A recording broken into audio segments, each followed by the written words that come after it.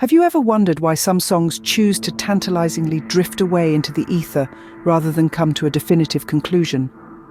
It's a technique known as a fade-out, where the music gradually becomes quieter until the track is over, leaving no final chord or sung note to signal a hard ending.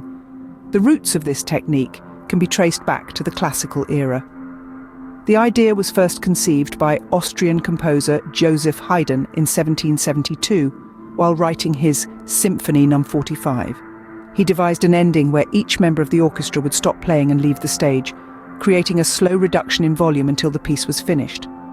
Similarly, in 1914, English composer Gustav Holst used a unique method to achieve a fade-out in his orchestral suite, The Planets. He placed a female chorus in a room adjacent to the stage and slowly closed the door towards the end, gradually dampening the sound until there was silence. However, the fade-out as we know it today wasn't possible in the early days of recorded music.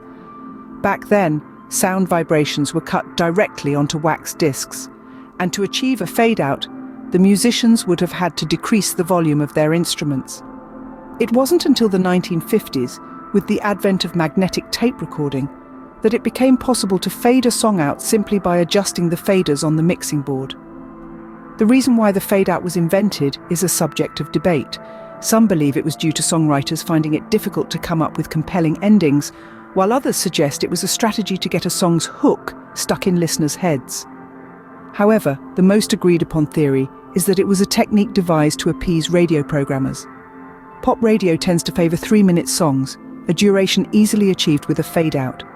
It also provides DJs with a few seconds to introduce the next song or a commercial break. Though the popularity of the fade-out has fluctuated over the years, peaking from the late 60s through the early 90s, it continues to be used in modern music. In fact, one of the biggest music stories of 2024 was the feud between Drake and Kendrick Lamar, sparked by the song Like That by Lamar Future and Metro Boomin, which ends with a fade-out.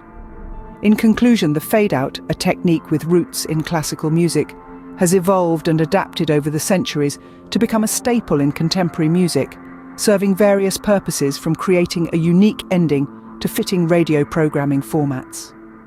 While its use may wax and wane, it remains an iconic part of our musical landscape.